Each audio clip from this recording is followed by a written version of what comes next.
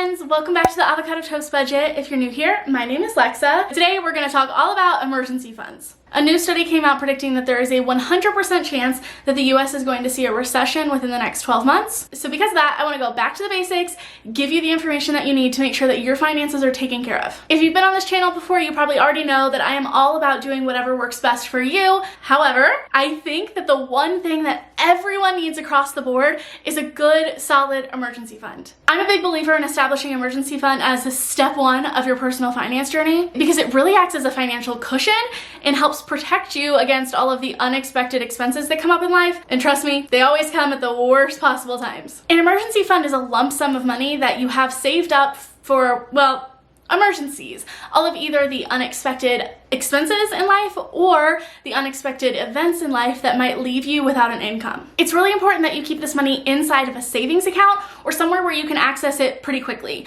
We don't want to invest your emergency funds and then risk the market being down and then you actually losing money because you invested your money and it has temporarily gone down. If you've watched my investing video, you know the market has ups and downs, but over the long term, it always pulls through. However, you don't know when you're gonna need your emergency fund. And for most people, we usually need it in times of economic distress. So even though it sounds counterintuitive, you want to put that money in a savings account. If you're worried about not getting any money back on that, you can always put it inside of a high yield savings account. I talked more about high yield savings accounts in this video here. It's going to give you a little bit more bang for your buck, but the point of an emergency fund is not to build wealth. It's to cover you in times of financial stress. So a big question I get is, do you need an emergency fund? The short answer is absolutely. A lot of us, especially if you're in high interest debt like credit card debt, can look at an emergency fund or saving any sort of money and it seems really counterintuitive because that money in your emergency fund isn't making you much money, but you're losing a lot of money in interest. So wouldn't it be better to put that money toward your high interest debt first and then worry about saving in the long term? But the reason I am so adamant that everyone have an emergency fund, even if you're in high interest debt, is because I've been there.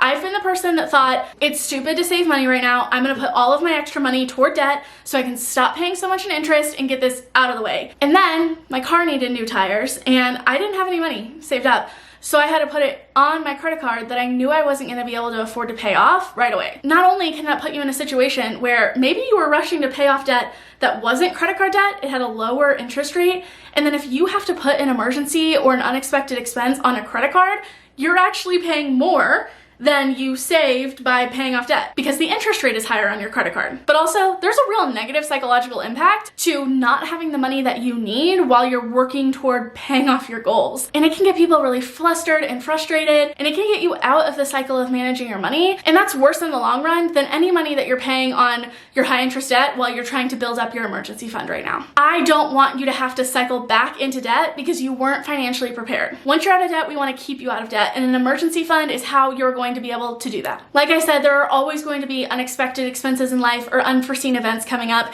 and it's usually at the worst time. So having some amount of money saved away during those circumstances can help take some of the financial stress away so that you can focus on just rebuilding and repairing whatever event is going on in your life. So since we established that everyone watching does need an emergency fund, how much should be in your emergency fund? The short answer is it depends. I know that the thought of establishing an emergency fund can feel so overwhelming when you're first getting started. If you're like I was, I had literally $0 in a savings account and I had maxed out my credit card. So then when you go online and you Google how much should be in your emergency fund, and it's like 3 months of expenses, 6 months of expenses, 12 months of expenses, you're like, holy shit, this is going to take me years to be able to save this up, and I don't want to spend years and years before ever tackling my credit card debt. So in that case, I usually recommend that people have two separate goals for their emergency fund. One is your starter emergency fund. Typically, I recommend that you have at least 1 month of expenses built up before you start focusing on any of your other goals. Once you've gotten yourself basically a month ahead in your finances, you have that financial cushion there. So if you lost your income for a month or you had a big expense coming up that you didn't see,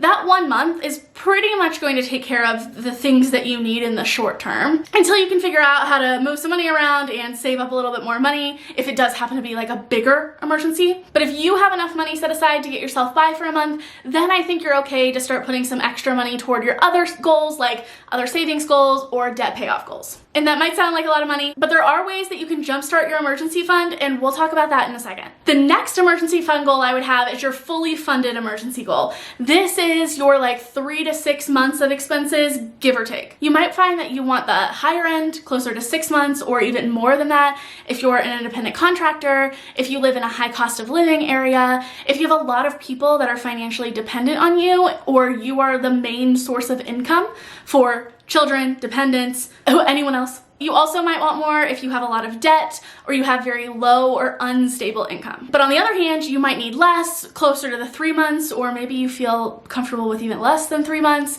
If you live in a low cost of living area, if it's only you that's financially dependent on you, if you live in a multiple income household or you yourself have multiple streams of income, if you have very stable income or very low base expenses, there's a pretty big gap between your expenses and your income. All of those things might mean that you feel comfortable saving up less. Ultimately, I think that it is just asking yourself what you would need to feel comfortable in case of an emergency. If you lost your job tomorrow, if you figured out that you had a big medical expense, how much do you need to feel secure and to sleep well at night? Keep in mind that reaching that fully funded emergency fund can take months or years, and you can be working on your other financial goals while still slowly building up that fully funded emergency fund over time. So now that you have an estimate on what you need to save, where do you even get started on this? There are 5 basic steps to building your emergency fund. Number 1, open a separate high yield savings account. I like high yield savings accounts, although I know that if you have a low credit score or no credit, that you might not qualify for a savings account.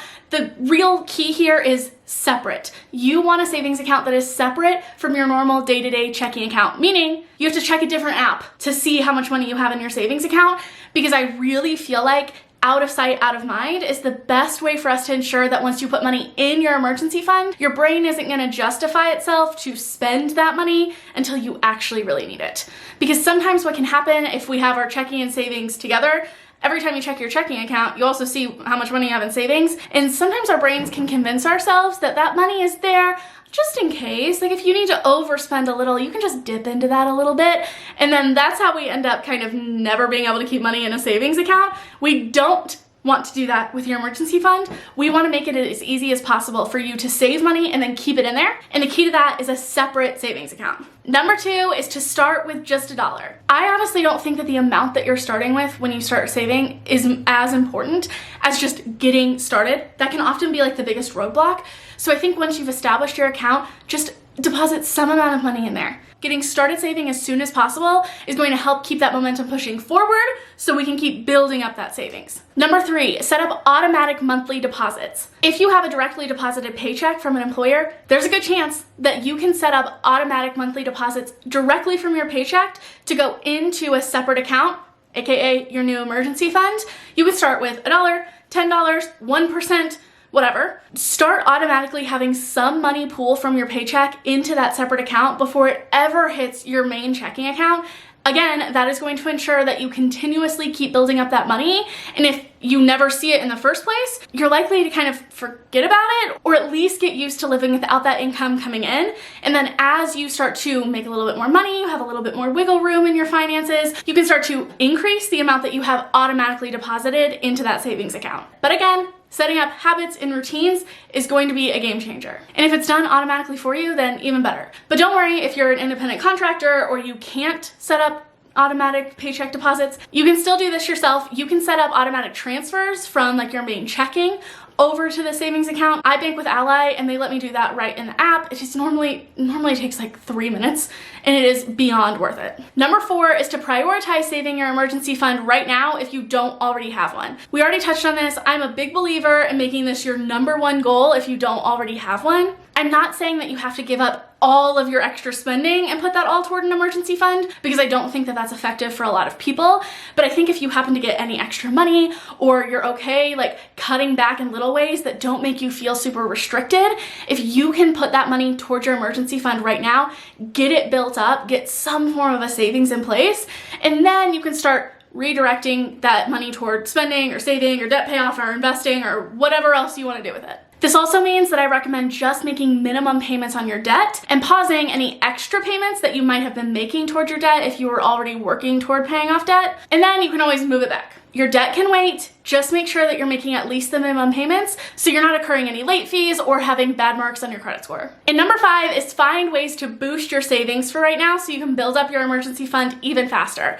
We touched on this. I promised you we were gonna get to it. Here we are. So let's talk about ways that you can boost your emergency fund savings, or just your savings in general. This applies to any savings or debt payoff goal that you have, but for the purposes of this video, it's for your emergency fund. The first thing I love to do is participate in savings challenges. There are tons of different types of challenges out there if you just Google different savings challenges. There's the $5 challenge. If you're someone who works a lot in cash, the idea is that you save any $5 bill that you come across. I did a version of the 52-week savings challenge where normally it's like week 1 you save $1, week 2 you save $2. The only problem with that is that if you started at the beginning of the year, you've got like a few months where you're setting aside a ton of money every week, and sometimes that's not as accessible for people. So what I like to do is I put the numbers 1 through 52 inside of a jar, mix that up, and then every week I would pull one of those numbers.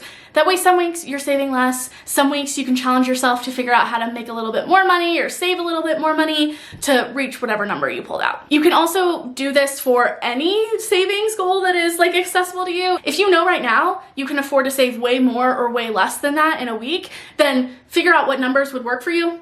Throw them in a jar on some Post-it notes and pick them out once a week. It also is very motivating to kind of gamify your budget this way, so I love that one. The next thing I always recommend is to sell your shit. I move like once a year, so I'm very good at getting rid of things, and I still have things around the house that I know don't bring me joy, returns that I forgot to make, things that I know I could easily sell that could make me a little bit of extra money, and this is the way to go if you want to boost up your emergency fund. Try posting just like one thing to Facebook Marketplace or join your local buy, sell, trade groups that they have on Facebook. This probably isn't going to provide you with like a long-term income, but we're just looking for a way to kind of boost some of your income right now. And that can be an awesome way to clear out clutter, get rid of things that don't bring you joy, and make a little bit of money off of that. If you're someone who is really living bare bones right now and you don't have a lot of extra room between your base expenses and your income, there's not much that you can kind of cut out to boost your emergency fund.